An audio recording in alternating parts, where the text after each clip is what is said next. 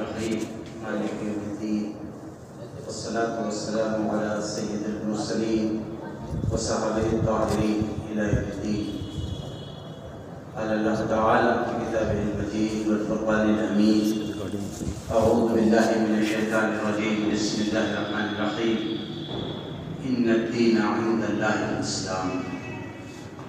وقال عز وجل: يا أيها الذين آمنوا ادخلوا في السلم كافة ولا تتبعوا خطوات الشيطان إنه لكم عدو مبين. وقال الله تعالى: يريدون ليطفئوا نور الله بأفواههم والله متم نوره ولو كره الكافرون. گرامی قدر صدر مجلس، منتظمین، علماء کرام، محترم بھائیوں، ملت کے عزیز نوجوان اور انتہائی احترام کے قابل میری دینی بہنوں اور بیٹیوں، اس مجلس میں شرکت فی الواقع میرے لیے ایک شرف و سعادت کی بات ہے۔ اتنے خوبصورت انداز میں صدر مجلس نے اپنی ابتدائی گفتگو پیش کی، اس کے بعد ایک انتہائی جامع گفتگو دین اور اس کے تقاضوں کے تعلق سے محترم ڈاکٹر صاحب نے پیش کی، اور میرے لیے خود معلومات ہی میں نہیں، کیفیت میں بھی اضافے کا سبب بنی۔ میں اللہ تعالیٰ کا اس پر شکر ادا کرتا ہوں۔ محترم بھائیوں، جس دنیا میں ہم آپ رہتے ہیں، ہم اس دنیا میں اسلام کے نمائندے ہیں۔ ہمیں اسلام کے ایمبیسڈر ہونے کا رول پلے کرنا ہے، بالخصوص اس ملک میں جہاں ہم آپ رہتے ہیں، ہمیں اسلام کی ترجمانی کرنی ہے۔ لیکن میں کچھ باتیں تھوڑا ابتدائی انداز میں بھی ذکر کرنا چاہوں گا، کیونکہ ہمارا دین کا تصور ہی اتنا ڈسٹارٹ ہو چکا ہے، اتنا کمزور ہو چکا ہے کہ خدا نخواستہ اگر دیکھا جائے تو ہم دین کی مخالفت کرنے کے صف میں نظر آتے ہیں۔ ہمارے درمیان ایسے لوگ پائے جاتے ہیں جو دینی اعتقاد اور دینی افکار کی مخالفت کرتے ہوئے نظر آتے ہیں۔ ہماری ماؤں اور بہنوں کی گود میں ایسے لال بنتے ہیں جو بعد میں اسلام یا اسلامی نظام کے خلاف علم لے کے کھڑے ہو جاتے ہیں۔ اس سے بڑی اور تسلیم کی کیا بات ہوگی؟ تو ہمیں پورے اپنے وجود پر خود غور کرنا ہے۔ دوسروں کے تنقید اور تبصرے سے کہیں زیادہ ضروری ہے انٹروسپیکشن کی، خود احتسابی کی۔ ہم اپنا احتساب کریں کہ ہم کہاں کھڑے ہیں اس وقت۔ میں اشارت کرنے والا درس کر دوں کہ وہ اللہ جس نے کائنات بنائی ہے اور انتہائی خوبصورت نظم کے ساتھ، انتہائی خوبصورت تدبیر کے ساتھ اللہ تعالیٰ اس کائنات کو چلا رہا ہے، اس مالک نے ہماری ہر طرح کی ضرورت پوری کرنے کا انتظام کیا ہے۔ ہماری ضروریات اگر دیکھی جائیں تو بنیادی طور پر بہت سمپلی اگر آپ اس کو کلاسیفائی کریں تو دو تقسیم ہو سکتی ہے۔ ایک ہماری طبعی ضروریات ہیں، ہماری فزیکل ضروریات ہیں، اور دوسری ہماری اسپریچول اور ہماری مورل ضروریات ہیں، اخلاقی ضروریات ہیں۔ اللہ تعالیٰ نے پوری ضروریات کا انتظام فرمایا۔ ہمیں دنیا میں زندہ رہنے کے لیے آکسیجن کی ضرورت تھی، اس کا انتظام ہے۔ ہمیں پانی کی ضرورت تھی، اس کا وافر انتظام ہے۔ ہمیں روشنی اور حرارت کی ضرورت تھی، اس کا انتظام ہے۔ ہمیں غذا کی ضرورت تھی، انتہائی محبت اور شفقت اور ربوبیت کی شان کے ساتھ اس کا انتظام اللہ نے فرمایا ہے۔ جتنی زمین کو فرش بنا دیا، آسمان کو چھت بنا دیا، بار بار ان نعمتوں کو قرآن مجید میں تذکرہ ہوتا رہتا ہے۔ تو ہماری جتنی بھی یہ ضروریات ہیں ان سب کا انتظام اس نے کر دیا ہے۔ لیکن یہ بات بالکل اسی وقت سمجھنے کی ہے کہ اس نے ہماری روح کی غذا کا انتظام کیا، ہماری روحانی ضروریات کا بھی انتظام کیا۔ وہ روحانی ضروریات کیا ہے؟ یہ بہت اہم سوال ہے، اور اس سوال کو نظر انداز کرنے کی وجہ سے دنیا ایٹمی دور میں تو چلی گئی ہے، لیکن بقول راجا کرشنن یہ کہ ہم انترکش میں یا خلا میں اڑنے کی تیاری کر رہے ہیں، لیکن زمین پہ اپنی چاند بھولتے چلے جا رہے ہیں۔ اس بنیادی چیز کو نظر انداز کرنے یا نہ جاننے کی وجہ سے کہ اس خالق نے صرف ہماری جسم کی ضرورت کا انتظام نہیں کیا ہے، اس نے ہماری روح کی ضرورت کا انتظام کیا ہے۔ اس نے ہماری جسم کی غذا کا صرف انتظام نہیں کیا ہے، ہماری روح کی غذا کا بھی انتظام ہماری روح کی ضروریات کیا ہیں، اس سوالات ہیں جو آدمی اپنے آپ سے کر سکتا ہے. یا امت مسلمہ کے داعیہ کے مقام سے بھی یہ چیز مطابقت رکھتی ہے بہت زیادہ. یہ سوال ہمیں اپنے سے بھی کرنا ہے اور یہ سوال دوسرے لوگوں کو بھی کہنا ہے کہ وہ بھی اپنے آپ سے کریں. اور روحانی ضرورت کے جو سوالات ہیں، جیسے مثلا میں کون ہوں، میں کہاں سے آیا ہوں، مجھے یہاں کیسے رہنا ہے، مجھے یہاں سے کہاں جانا ہے، مجھے جہاں جانا ہے وہاں کی کامیابی اور سکسیس کیا ہے، وہاں کا فیلئر کیا ہے، وہاں کی ناکامی اور نامرادی کیا ہے، اس سے بچنے کے لیے مجھے کیا کرنا ہے. کیا ایسا سوالات ہیں نہیں؟ میں آپ سے سر رہا ہوں، آپ ذرا ایسے چھت کے بلندی پہ چلے جائیں نا اور یہاں پہ لوگوں کو آپ خطاب کریں. ایسے میں امت مسلمہ کو اللہ تعالیٰ نے اقوام ملت کے مقابلے میں بنایا. آپ کو ایڈریس کرنا ہے دنیا کو، آپ کو بتانا ہے کہ بھائیو دیکھو تم کون ہو، تم کہاں سے آئے ہو، تمہیں یہاں سے کہاں جانا ہے. یہ بات دنیا میں کوئی اور قوم بتا سکتی ہے انسانوں کو؟ میں صرف بات اس سے میں جاتا ہوں کہ اس پروردگار نے، وہ شفیع رب نے ہماری ان ضروریات کا بھی انتظام کروایا ہے. اسی کے لیے اس نے رسالت و نبوت کا نظم اختیار کیا. اس نے انسانوں کے درمیان میں سے رسول بنائے، انسانوں کے درمیان میں سے بنائے، فرشتوں کو نہیں بنایا، جنوں کو نہیں بنایا، کسی اور مخلوق کو رسول نہیں بنایا. کیونکہ انسان کو اللہ تعالیٰ نے خود ہی ایک سپیریئر مخلوق بنایا تھا، ایک اشرف اور افضل مخلوق بنایا تھا. ایک افضل کو، ایک سپیریئر کو کوئی انفیریئر گائڈ نہیں کر سکتا ہے. تو اللہ تعالیٰ نے جو افضل اس کو بنایا تھا اسی کے درمیان سے رسول اور نبی اور رہنما ہادی اٹھائے. اس کا سلسلہ چلتا رہا. آدم علیہ السلام، نوح علیہ السلام، ابراہیم علیہ السلام، موسیٰ علیہ السلام، عیسیٰ علیہ السلام.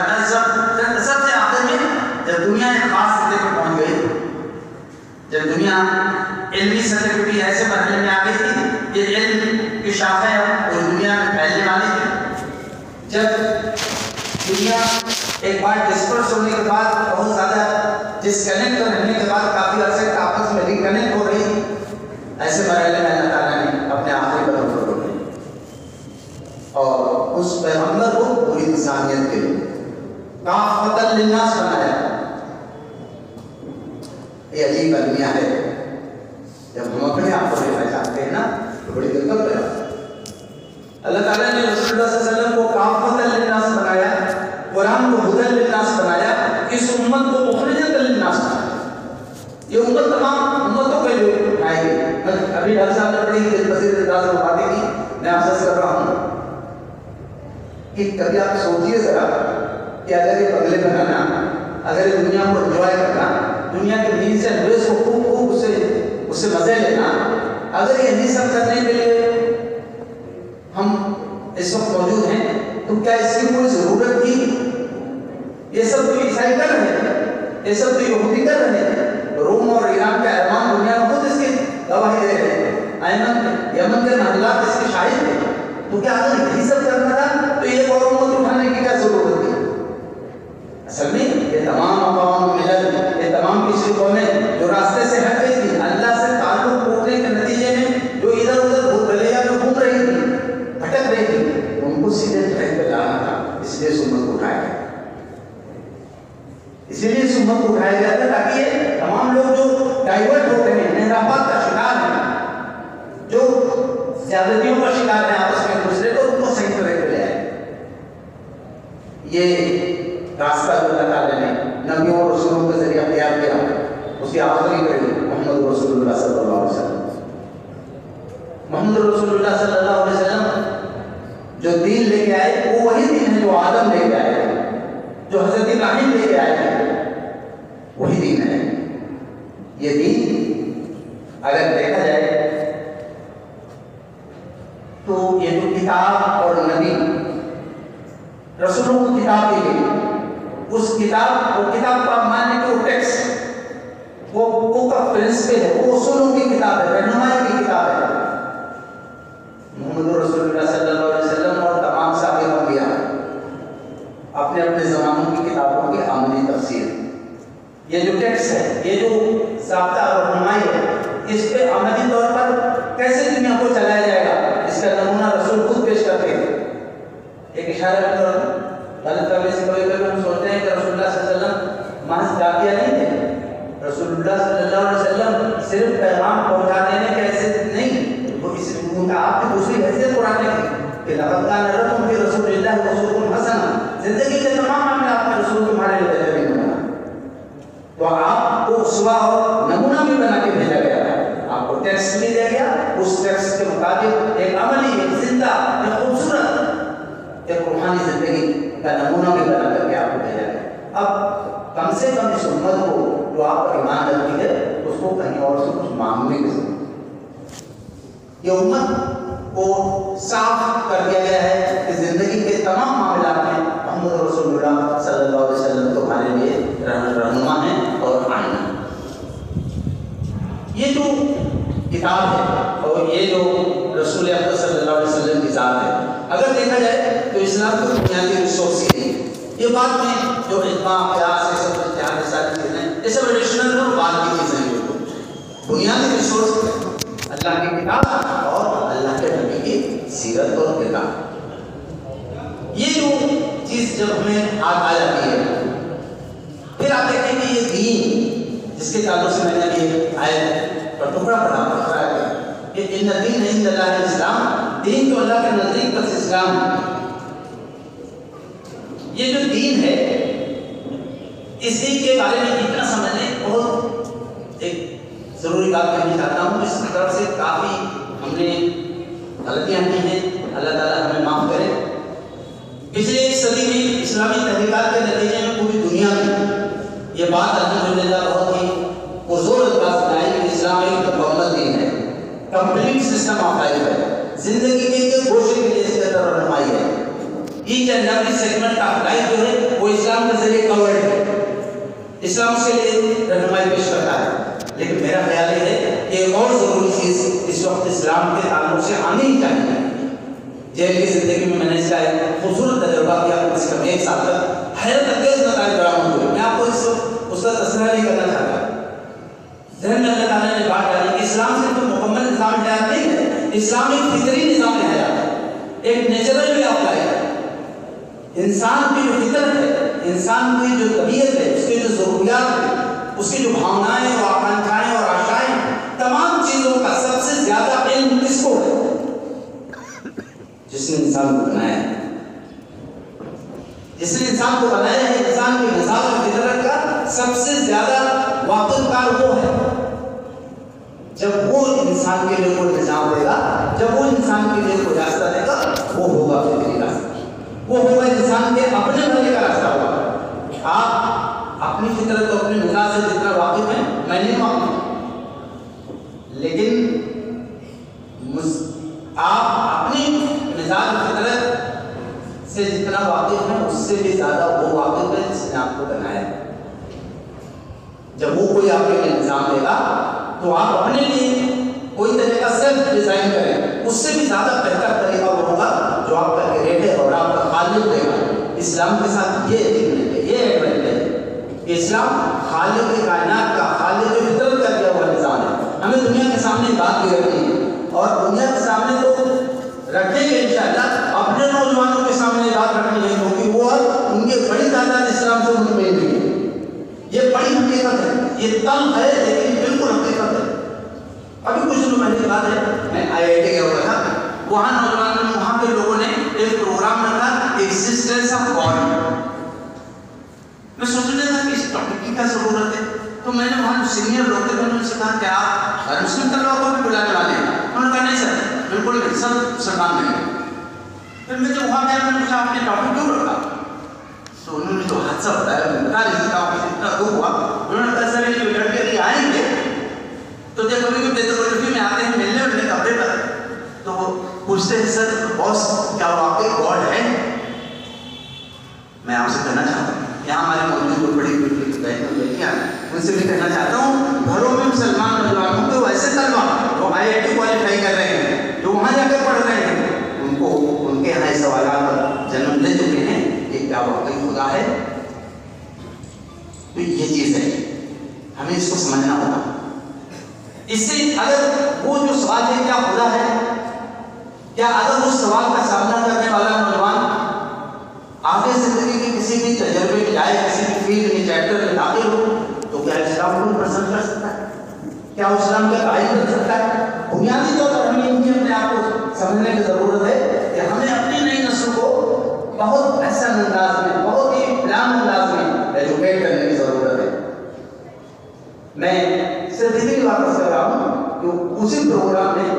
بعد میں پارلیمنٹ میں آئے اور انجینئر تھے, انہوں نے کہا سر مجھے ایسا لگتا ہے کہ مجھے بھی نیچرل وے آف لائف ہے اس کو اڈاپٹ کر لینا چاہیے, اس کو ایکسیپٹ کرنا چاہیے. میں صرف واپس کر رہا ہوں کہ یہ اسلام کا ایک بڑا دعویٰ ہے. اس دعوے کے ساتھ اسلام کا مکمل نظام ہے, اسلام ایک فطری نظام ہے. انسان اپنی فطرت کے خلاف جائے گا تو وہ اپنے آپ کو ہلاک کرے گا, وہ اپنی عزت خود کرے گا, وہ اپنے آپ کو خود تباہ کر دے گا. ہمیں انسانیت کو ساتھ گزارنا ہے, اور کیونکہ ہم اس دین کے امین ہیں, اس دین کے علمبردار ہیں, تو ہمیں خود بھی یہ سمجھنے کی ضرورت ہے کہ اگر ہم اس دین کے ان پہلوؤں کو نظر انداز کریں گے تو گویا ہم اپنی فطرت کو نظر انداز کریں گے اور اپنے آپ کو خود ہی نقصان پہنچائیں گے. یہ چیز اس زمانے کی بہت بڑی ضرورت ہے. یہ جو دین ہے, اس دین کے بارے میں آپ دیکھیں حدیث پاک میں اس دین کی ایک ڈیفینیشن دی گئی ہے, انتہائی جامع, دل کو چھونے والی. اللہ کے نبی صلی اللہ علیہ وسلم نے فرمایا الدین النصیحہ, دین تو خیر خواہی کرنا ہے. قیل لمن یا رسول اللہ, کہا گیا کہ رسول اللہ کس کے لیے؟ قال للہ, اللہ کے لیے خیر خواہی. بولے کتاب, اللہ کی کتاب کے لیے خیر خواہی. بولے رسول, اور اللہ کے رسول کے لیے خیر خواہی. بولے ائمۃ المسلمین, اور مسلمانوں کے امام کے لیے خیر خواہی. بولے عامتہم, اور عام مسلمانوں کے لیے, سب کے لیے خیر خواہی. اور محدثین کہتے ہیں کہ یہ عامتہم کا مطلب صرف مسلمان نہیں, اور سب سارے لوگوں کے, سارے انسان کی خیر خواہی. اس دین کا مطلب خیر خواہی ہے. آپ اس دین کا اعتقادی نظام, توحید, رسالت اور برابر, اس کی طرف کثرت جس کا ہمارے ڈاکٹر صاحب نے اشارہ کیا, اس کو واقعتاً سمجھنے کی ضرورت ہے. توحید کیا ہے؟ توحید اللہ کی ذات, اللہ کی صفات, اللہ کے اختیارات, سب میں ادنا برابر بھی کسی کو شریک نہیں کیا جا سکتا. یہی وہ چیز ہے جو سمجھ لیجیے کہ ایک چیز اس کے غائب ہوئی. اللہ کی ذات میں, اللہ کی ربوبیت میں, اللہ کی صفات میں شرک کرنے کے ساتھ ساتھ میں پورے شعور کے ساتھ کہتا ہوں کہ ملکی سطح پر, عالمی سطح پر بھی ہم مسلمان, ہم اکثریت میں ہیں, وہاں بھی اکثر جو وقت ہم نے اللہ کی حاکمیت کو جو پہلو تھا اس کو نظر انداز کر. اللہ کی حاکمیت میں کسی کو شریک نہیں کیا جا سکتا ہے. اللہ حاکم بھی ہے, اللہ قانون ساز بھی ہے. ایک ایمان والے کو اللہ کے قانون پہ چلنا چاہیے, اور پوری دنیا کو اللہ کے قانون پر, جس کو میرا صاحب نے نظام کی بات کی, وہ نظام جب تک دنیا میں نافذ نہیں ہوگا, وہ الہی نظام, وہ فطری نظام, وہ نیچرل سسٹم, نہ دنیا میں انصاف قائم ہو سکتا ہے, نہ دنیا میں کبھی سکون پر ہو سکتا ہے. اس کے لیے ضروری ہے کہ ہم لوگ اس دین کو سمجھیں, اور اس دین کے جو بنیادی تقاضا ہے, بنیادی توحید, اس کو سمجھیں, اس کو پورے معنوں میں اختیار کریں. رسالت کا معاملہ ہے. اللہ کے نبی صلی اللہ علیہ وسلم اللہ کے آخری رسول ہیں, صرف رسول نہیں ہیں, آخری رسول ہیں. اس کے بارے میں شبہات و شبہات پھیلانا, آپ کیا سمجھتے ہیں؟ برطانوی سامراج سے لے کر کے برہمنی سامراج تک سب لوگوں نے اجتماع ملا کر کے دوسرے سے مسافر معاملے کے ساتھ کام کیا.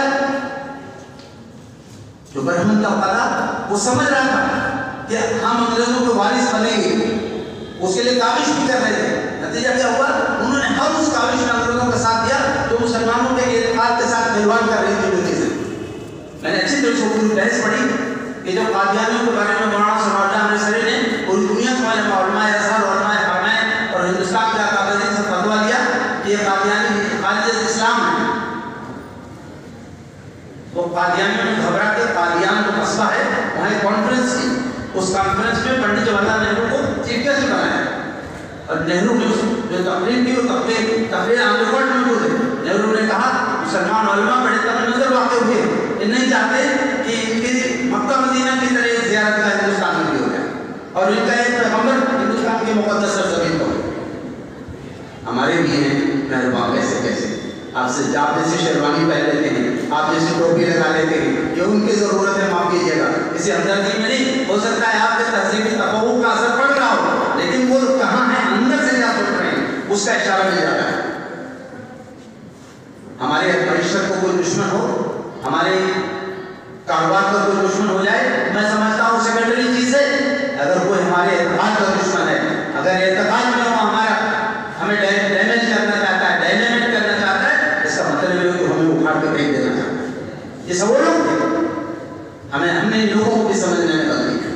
یہ رسالت इंसानियत के अकीदे की बात की, आखिरत के अकीदे के बारे में ये समझ लीजिए कि अब बाकायदा मुसलमान नौजवानों में सवाल पैदा होने लगे कि भी अब तो आराम से गुजरती है आखिरत की खबर खुदा है, यहाँ देखा जाएगा जो हो रहा है यहाँ देखा जाए।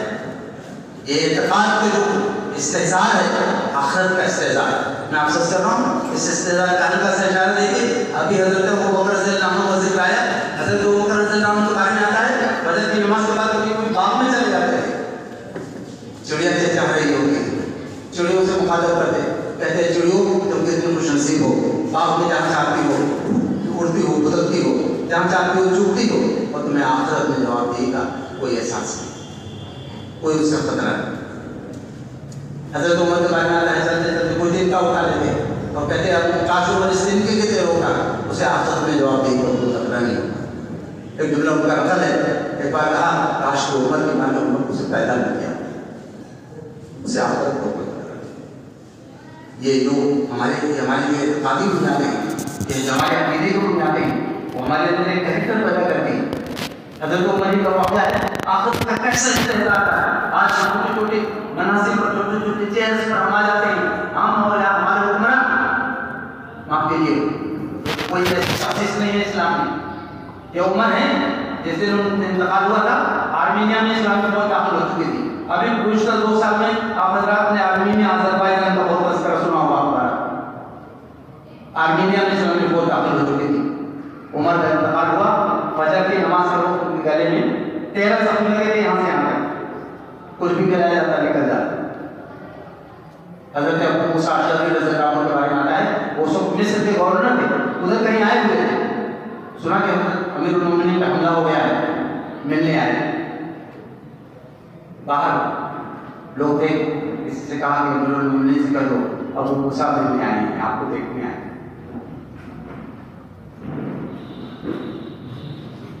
मैं आपसे बहुत तकलीफ के साथ कहना चाहता हूँ कि आखिरत का एहसास कितना धूमिल हुआ है, कितना मुस्मैल हो गया है।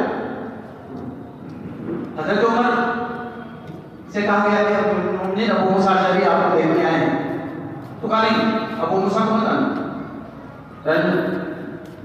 लोगों ने कहा कि अमीरुल मोमिनीन क्या आप नाराज हैं, क्या आपको गुस्सा से?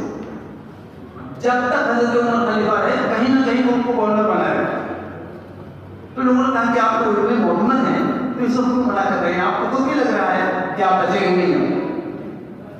कहा नहीं मैं नाराज नहीं हूँ, लेकिन अबू मूसा की आदत है वो आए तो मुझे तसल्ली देने के लिए कुछ ऐसी बातें कहेंगे जिसमें मेरे तारीफ के पहलू निकलने लगे, तो कुछ सोच के बुला लिया। अल्लाह ताला हमारे और रज़ीक़ को जज़ाए खैर दे। इसमें भी बहस की कि वो बुलाया क्यों बात है। हज़रत उमर के बाद मैंने सोचा कि एक मोमिन को दूसरे मोमिन से हमेशा खुशनुमा रहना चाहिए। क्या हुआ कि ऐसा ना हो कि मैं बुलाऊं तो अबू मूसा बाद में सोचे कि अमीरुल मोमिनीन मुझसे नाराज होकर गए, तो कहाँ चल आए देखी करके चल गए होंगे। अमीरुल मोमिनीन आप बिल्कुल घबराए नहीं, आप अल्लाह ताला से अच्छे गुमान के साथ मिलिए, आपके साथ अल्लाह ताला बेहतर फैसला बेहतर मामला करेगा। अमीरुल मोमिनीन आपके तो ईमान लाने के लिए अल्लाह के नबी सल्लल्लाहु अलैहि वसल्लम ने अल्लाह से दुआ की थी। आपके ज़माने में कई बशारतें हो सकती पूरी हुई, अभी कुछ और लोग कहने जा रहे थे तो हज़रत उमर चीज़ पड़े कहा कि अबू मूसा तुम्हारे मुँह में खान डाल दी जाए।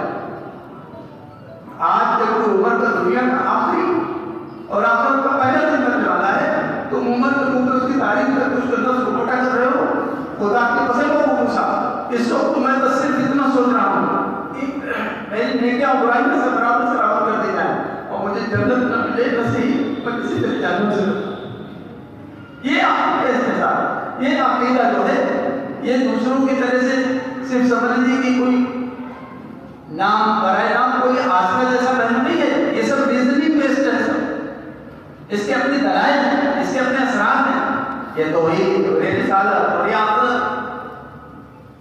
ये दीन की बुनियादें, इसको हमें समझना चाहिए, अपने नस्लों को समझाना है, अपने माओ बहनों बेटियों को भी समझाना है। हम इस दिन के आगे हैं, हमें किसी से कुछ उधार लेने की जरूरत नहीं है। हमारे रसूल ने हमें खूब मालामाल करके छोड़ा है। मैं बहुत अदब के साथ बस करूँगा कि ये जो दीन है اس دین نے ہم سے کچھ اور بھی مطالبات رکھے. بنیادی بات جیسے میں نے اشارہ کیا جو اعتقاد کا پہلو ہے اس کو بہت مضبوط کرنا چاہیے. دوسرا جو بے حد ضروری پہلو ہے وہ یہ ہے کہ ہمیں عقیدے کے ساتھ ساتھ اخلاق اور تہذیب میں بھی وہ تہذیب اختیار کرنی چاہیے جو اس دین نے بھی دیا. یاد رکھیے دین اسلام میں اسلام صرف عقیدے کا نام ہے.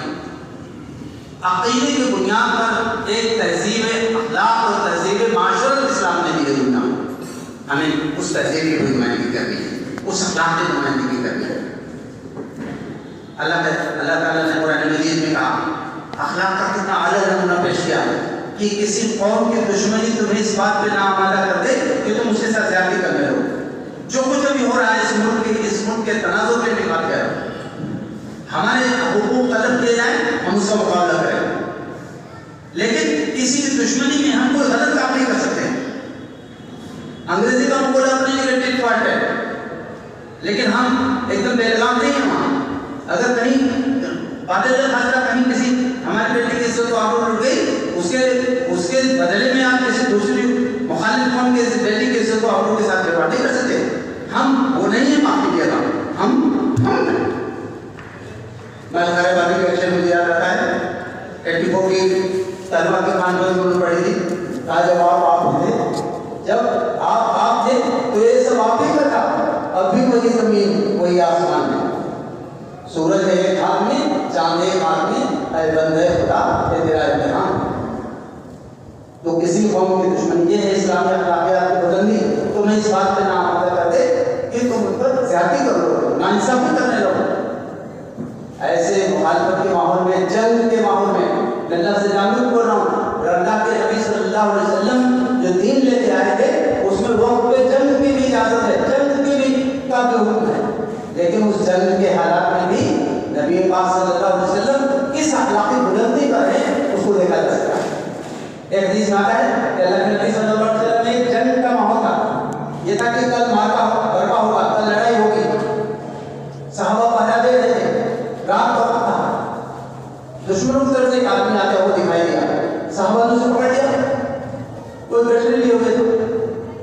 صحابہ نے کہا کہ کیسے آنا ہوا؟ کہا مجھے اپنے نبی کے پاس ہوگا.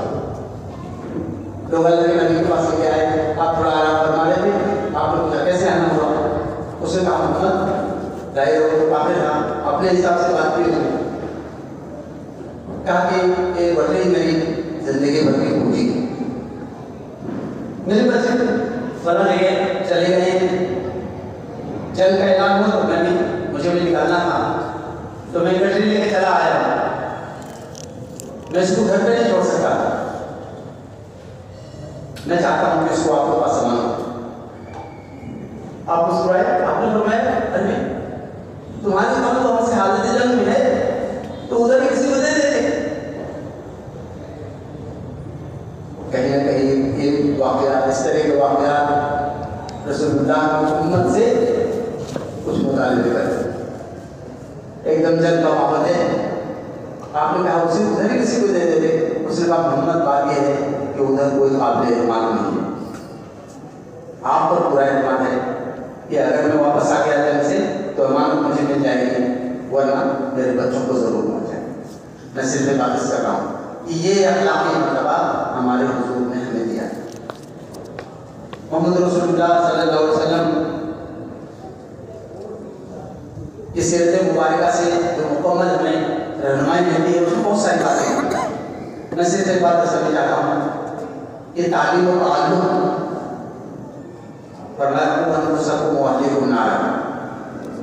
اپنے کو اور اپنے حیات کو جہنم کی آگ سے بچاؤ. یہ بنیادی وسیلہ تعلیم اور تربیت. حضور فرمایا اکرموا اولادکم واحسنوا ادبہم, اپنے اولاد کی بھی تکریم کیا کرو اور ان کو اچھے آداب سکھاؤ. یہ ہماری بہت بنیادی ضرورت ہے. میں آپ سے کر رہا ہوں اللہ کا شکر ادا کیجیے کہ آپ ایسے علاقے میں ہیں جہاں مدارس اور مکاتب کا جال بچھاؤ. یہاں کچھ احباب بیٹھے ہیں جن سے میں اپنے اس تجربے کو شیئر کر چکا ہوں. غالباً 19 کی بات ہے, میں تفصیلی سفر میں آسام میں تھا. میرے دوست آپ سمجھ لیجیے کہ قریب 32-35 سال بعد ابھی پچھلے دنوں اچانک ان سے فون پہ بات ہو گئی، میرا دل مچل گیا، میں نے ان کو واقعہ دلایا. وہ مجھے صبح میں رات میں کہا، صبح میں مجھے قبرستان لے کے ٹہلانے میں نے قبرستان میں دیکھا جگہ جگہ قبر میں ایسے ڈنڈا لگا ہوا تھا. تو میں نے ان سے پوچھا کہ بےدعتی لوگ ہیں ایسے بےدعتی سے میں نے بات کی، میں نے کہا کیا بےدعتی لوگ ہیں، کیا یہ کیا بےدعت ہے، سب قبر میں ڈنڈے کیوں لگے؟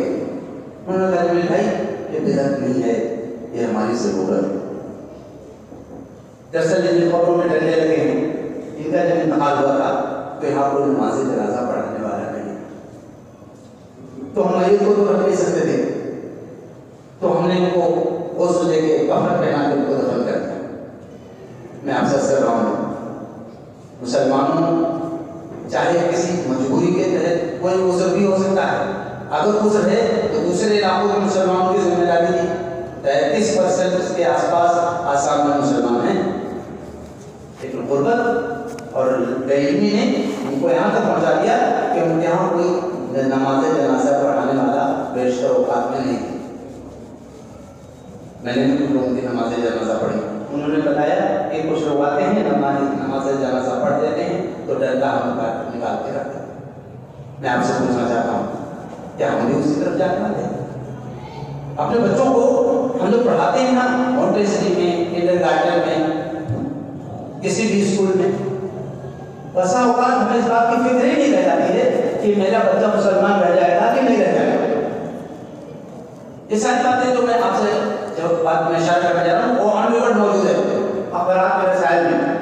رابرٹ کارمل کے زمانے میں جب افغانستان میں کمیونسٹ رجیم تقریباً تھی تو اس زمانے میں افغانی بچوں کو جو ہائی اسکول پاس ہوتے تھے ان کو لے کر کے لوگ ماسکو لے جاتے تھے، راشٹر لے جاتے تھے، ان کو ڈاکٹر بنانے کی بات ہوتی تھی، ان کو انجینئر بنانے کی بات ہوتی تھی. جب بچوں کو کامبنگ کر کے لے جاتے تھے وہ ہوائی اڈے سے ہوتا تھا کہ اس فلائٹ سے میرا بچے کو لے جائیں گے، باہر ان کے والدین دہاڑی مار مار کے رونے لگتے تھے. ترجیح بدلی ہے تو میرے بھائی برا نہ مانیے گا، اچھے گھرانوں کے لوگوں کو جانتا ہوں، علماء کے گھرانوں سے میرا خصوصی رابطہ رہتا ہے. ان کے اندر ایک بہت بڑے آدمی تھے جن کو 20 کتابیں ہیں، ان کے بچے ایک بار مجھ سے پوچھ رہے تھے آپ بتائیے کہ اللہ میاں نے شراب تو حرام کر دی ہے، اس میں کیا برائی ہے؟ ہم نے توجہ نہیں کی کہ تبھی حادثہ ہوا. وہ افغانی لوگ جو دہاڑ مار مار کر روتے تھے مغربی نامہ نگاران اور صحابیوں سے پوچھتے کہ آپ کو تو خوش ہونا چاہیے، حکومت خود آپ کے بچوں کو ڈاکٹر اور انجینئر بنانے کے لیے باہر بھیج رہی ہے، اپنے خرچے پہ بھیج رہی ہے، آپ کو خوش ہونا چاہیے. یہ ان کا مومنانہ احساس تھا. مجھے کبھی کبھی لگتا ہے شاید اس مومنانہ احساس کی اللہ نے راز رکھنیات کی. وہ کہتے تھے ہمیں یہ تو ہو سکتا ہے کہ ڈاکٹر بن کے آئے اور انجینئر بن کے آئے، لیکن ہمیں خدشہ اس بات کا ہے کہ واپس آئے اور مسلمان نہ رہ جائے. یہ جو جذبے ہوتے ہیں، یہ جو کیفیات ہوتی ہیں، اللہ کی طرف رجوع و نابت کا یہ احساس ہوتا ہے.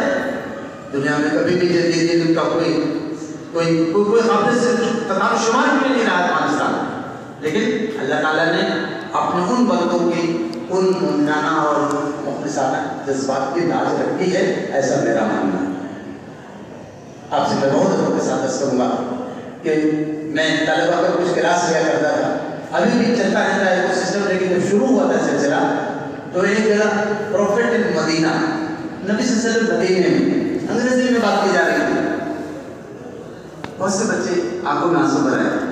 ایک بچے نے ان کے سوال کیا، sir again and again you are repeating the name of Muhammad, what was this Muhammad? 18-19 سال کا لڑکا.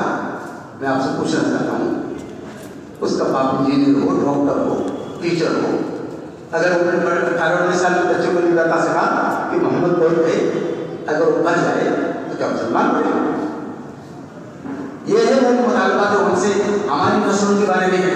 حضرت یعقوب علیہ السلام اللہ کے پیغمبر تھے، انتقال ہونے لگا، 12 بیٹے تھے، سب کو بلوایا، کہا میرے ساتھ کس کی بندگی کرو گے؟ انہوں نے کہا اس اللہ کی جس کی آپ کرتے تھے، جس کی بندگی آپ کے دادا ابراہیم کرتے تھے، آپ کے باپ اسحاق کرتے تھے، اسی کی بندگی ہم بھی کریں. یہ ہماری بہت بڑی ذمہ داری ہے جو ہم پر آتی ہے کہ ہم لوگ اپنے نسلوں کے بارے میں سوچیں.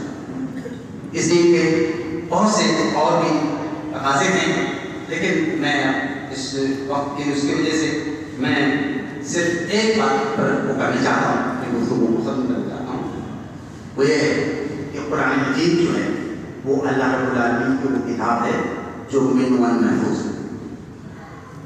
اس کتاب کے بارے میں شکوک و شبہات کی بڑی کوششیں کی نہیں، لیکن اللہ تعالیٰ کا وعدہ بالکل ایک دم زندہ ہے کہ ہر وقت کہ اِنَّا نَحْنُ نَزَّلْنَا الذِّكْرَ وَإِنَّا لَهُ لَحَافِظُونَ، اس کتاب کے ذکر کو ہم نے نازل کیا ہے اور اس کی حفاظت کرنے کے لیے ہم کافی۔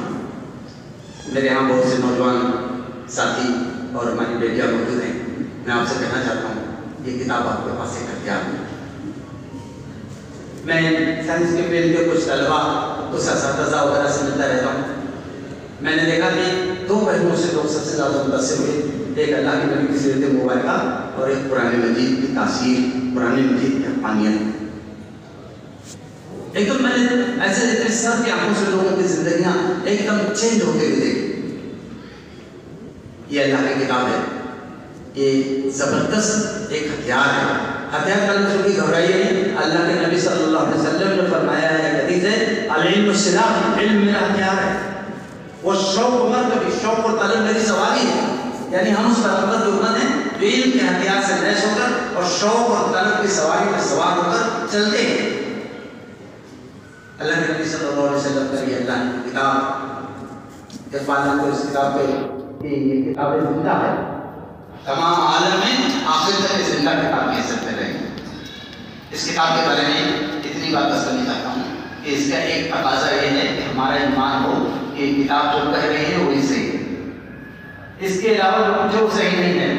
قرآن نے کہا کہ ہما بات ہے حق کے ضلال، حق کے علاوہ، اور یہ قرآن حق ہی بیان کرتا ہے، اس کے علاوہ جو کچھ اس کو گمراہی ہے۔ یہ کتاب آپ پڑھیں، اس کو پڑھائیں، اس کو پھیلائیں۔ ایک کتاب کا نام لے رہا ہوں، آپ اگر جائیں گے نیٹ وغیرہ پہ تو وہاں بھی مل جائے گی کتاب۔ اس کتاب نام دا امیزنگ قرآن، رائٹر کا نام ہے گیری ملر۔ آپ سے ضرور یہ شخص اسلام کا سخت مخالف تھا، قرآن مجید سے تو انتہائی برخاست ہوئی۔ اس نے کو لکھا ہے کہ قرآن سے مجھے اتنی چڑ ہو گئی تھی کہ اس سے کچھ پہلے مورس بخاری بہت بڑے سائنسدان کے اوگان لے آئے تھے، تو وہ کہتے ہیں کہ میں سنتا تھا بیوقوف لوگ ہیں، پتہ نہیں قرآن میں کیا پڑھتے ہیں، بس مسلمان میں لگتے۔ تو میں نے طے کیا کہ میں عربی زبان پڑھوں گا اور پڑھ کر کے قرآن کی ڈیمیرٹ سے دنیا کو آگاہ کروں۔ اس نے کہا کہ میں 2 سال ایک عرب سے عربی پڑھی، لینگویج پوری پڑھی۔ اس کے بعد پھر میں نے سوچا کہ اب قرآن پڑھ کر کے اس کی خرابیوں سے کوئی تلاش کروں میں۔ پھر کہنا ہے کہ مجھے ڈر لگا اندر سے کہ میں اپنے مذہب کے بارے میں ٹھیک سے نہ جانتا ہوں، ہو سکتا ہے اور میں قرآن سے متاثر ہو جاؤں، تو میں پہلے اپنے مذہب کے بارے میں پڑھوں۔ تو 2 سال تک اس نے کرسچن پریسٹ کا کورس کیا، عیسائی پادری کا کورس کیا، پھر قرآن پڑھنے لگا۔ میں اس کو مضمون پڑھ رہا تھا، آپ سے عرض کر رہا ہوں۔ اس نے دیکھا کہ جب میں قرآن کو سمجھنے کے لیے تھوڑا گہرائیوں میں اترتا چلا گیا تو مجھے ایسا لگا جیسے قرآن مجھے اپنی رحمت و برکت سے ڈھانپتا چلا گیا۔ اللہ نے اس بندے کو قبول کر لیا، گیری ملر مسلمان۔ میں آپ سے عرض کر رہا ہوں، یہ جو سائنس کی دنیا، یہ ٹیکنالوجی کی دنیا، یہ مختلف علوم و فنون کے ارتقاء و معراج کا دور کہا جاتا ہے، اس میں بھی قرآن ہتھیار ہے۔ یہ میں کہنا چاہتا ہوں کہ قرآن کو ہتھیار اسی کتاب نہیں ہے، کوئی 1400 سال تک محدود رہنے والی کتاب نہیں ہے، یہ ہدی للناس ہے۔ یہ جو ہے رسول خاتمہ نبیین پہ نازل ہوئی ہے، وہی ہے، اب قیامت تک یہ رہنے والی کتاب۔ اس کتاب کے احترام کی بات بہت ہے، اس کے احترام کے بارے میں میں آپ سے کروں۔ آپ نے مولانا مجددی کا نام تو ضرور سنا ہوگا، آپ ہو سکتا ہے کہ کچھ باتوں سے اختلاف ہوگا، لیکن میں آپ سے کروں یہ شخص قرآن کا طالب علم نہیں، قرآن کے لشکر کا سپاہی ہے۔ اللہ کے نبی صلی اللہ علیہ وسلم کے رسالت کے تعلق سے ان کو پھانسی کی سزا ہوئی تھی، یہ بات زیادہ لوگ نہیں کہتے ہیں۔ بہت زیادہ جو نبی کے رسول کے دعوے کرتے ہیں وہ نہیں کبھی ذکر کرتے کہ اسی 20ویں صدی میں ایک شخص جس کا نام مولانا مودودی تھا، وہ اللہ کے نبی کے رسالت کے تعلق سے، اپنے نبوت کے تعلق سے اس کو وہاں کے عدالت نے پھانسی کی سزا سنا دے دی۔ ان کا وہ جو قادیانی مسئلہ وہ کتاب سے کا نام ہے، تفہیم کے اندر زمینی کے طور پر پورا شامل ہے۔ میں آپ سب کو ان کو موقع دیا گیا کہ پھانسی کی سزا سنا دی، پھانسی کی کوٹری میں پہنچا دیا۔ میں یہاں پڑھے تفصیل سے تو پہلے دن پھانسی کی کوٹری میں وہ گئے، ان کی زندگی کے بارے میں بول نہیں سکتا کہ پھانسی کی کوٹری میں جو 2 لوگوں کے سپاہیوں کی ڈیوٹی لگی ہوئی تھی، وہ مولانا تھا، اپنا ہوتا کھانا کھایا، انہوں نے نماز پڑھی، کھانا تو بہت سے لوگ زبان میں صحافی لوگ مولانا کا خبریں بھی کرتے تھے کہ محمدی صاحب جب جاگتے ہیں تبھی کسی کو نہیں سونے دیتے ہیں اور وہ سو جاتے ہیں تو بھی کسی کو نہیں سونے دیتے، یعنی خراٹے اتنے زیادہ لیتے ہیں. تو جیسے ہی سوئے خراٹے لینے لگے. وہ جو دونوں سپاہی تھے دونوں آپس سے باتیں کرنے لگے، بھائی مسلمان تھے. انہوں نے کہا یار اس کی تو پھانسی ہونے والی ہے پرسوں میں، تو یہ آدمی سو رہا تھا، یہ آزادی اپنے زمانے کا حدود. تو دونوں کے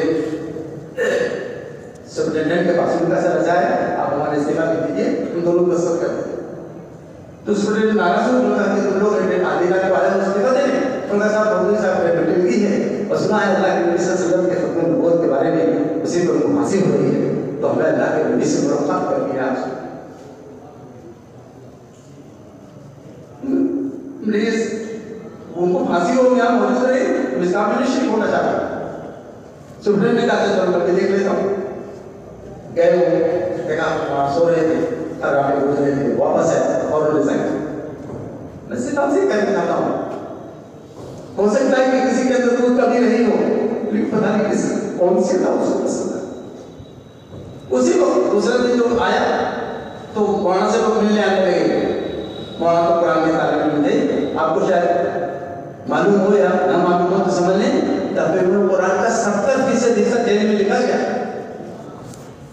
میں اپنی بہنوں بیٹوں سے کہنا چاہتا ہوں، پھر 10-5 سال پہلے ایک کتاب شاید بھی تفسیر تھی، نظرات کی کتاب اللہ، پہلی تفسیر ہے جو کسی عورت نے مکمل لکھی ہے، زینب الغزالی کے نام انہوں نے تفسیر لکھی. مولانا کو لوگ ملنے آنے لگے تو ایک صاحب نے کہا کہ آپ کو کسی چیز کی ضرورت ہو تو ہم لے آئیں. تو مولانا نے کہا مجھے قرآن شریف کا پہلے قرآن کے عاشق قرآن کے طالب علم وہ گئے اور قرآن لے کے آئے. جانے میں دے دیا مولانا کو. مولانا لے کے قرآن مجید کھڑے ہوئے. اس کے بعد وہ لوگ بات کرنے کے بعد چلے گئے. جیسے وہ گئے دوسرا گروپ آ رہا تھا ملنے کے لیے، تب تو مولانا نے سپاہی سے کہا کہ یہ لوگ کو ابھی کہیں گے ان میں سے کسی کو بلا کے لائے. وہ مولانا قرآن مجید دے دیا کاش کو لیتے. تم کہا سر کیوں آپ دے رہے ہیں، آپ رکھیے اپنے پاس، جب تک اللہ نے آپ کو رکھا ہے پڑھتے رہیے گا.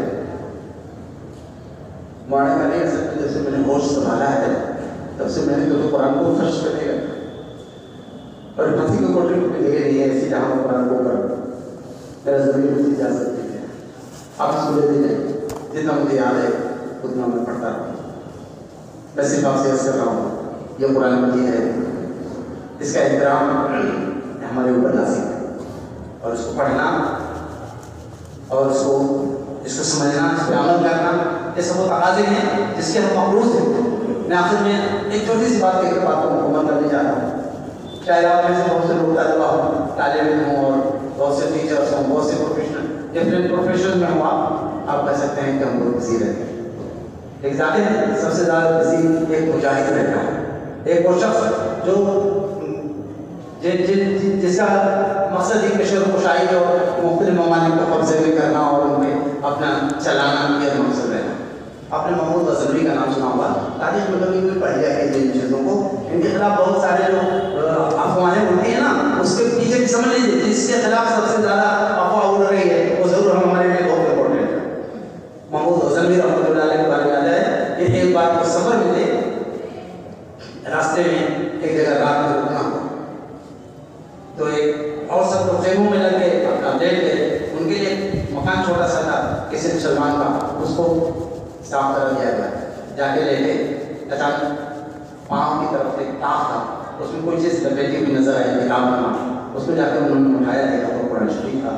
ایک دم ہل گئے، بھاری قرآن پائدانے رکھا ہوا تھا. پھر اپنے سرانے کی طرف اس کتاب میں رکھ دیا. پھر سوچنے لگے دیکھ کر یہ قرآن میں اپنے سرانے لا کے میں نے رکھ دیا ہے اور یہاں قرآن رکھا رہے اور میں لیٹا ہوں تو اچھا نہیں لگے گا. تو پھر اٹھ کے قرآن دوسرے کمرے میں رکھا ہے. جو وہ لوگ تھے جن کو بظاہر ہم یا ہمارے بہت سے لوگ دنیا دار کہہ کے نظر انداز کر سکتے ہیں. دوسرے کمرے رکھ کے آنے کے بعد جب لیٹ گئے تو سوچنے لگے میں اپنے آرام کی خاطر قرآن کو یہاں سے وہاں اور وہاں سے وہاں منتقل کر رہا ہوں. یہ قرآن اس لیے آیا تھا کہ اس کو میں پڑھوں، اس کو غور و فکر کروں، اس کے موتیوں کو چنوں، بہت روٹوں. اس کے بعد گئے وضو کرتے اللہ کرتے قرآن شریف پڑھتے ہیں. اس کے بعد قدر کے اذان. میں آپ سے عرض کرنا چاہتا ہوں کہ قرآن ہم سے کچھ تقاضا کر رہا ہے.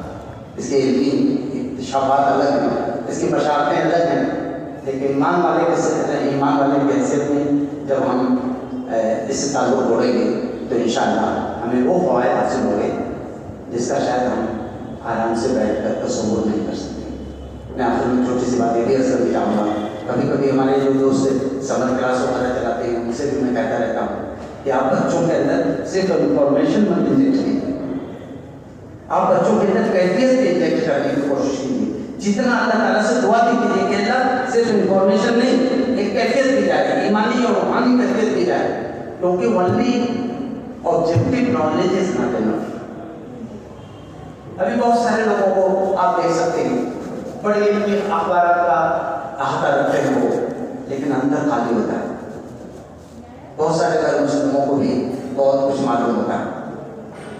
مولانا اشرف تھانوی رحمۃ اللہ علیہ کے بارے میں آتا ہے تو ان سے کسی نے کہا کہ گاندھی جی سے میرے بڑے اچھے تعلقات ہیں, تو وہ کہتے ہیں کہ میں جانتا ہوں کہ محمد صاحب بڑے آدرش پروش تھے, بڑے نمونے کے انسان تھے, یتیموں کے سرپرست, بیواؤں کی خبر گیری کرنے والے, میں جانتا ہوں.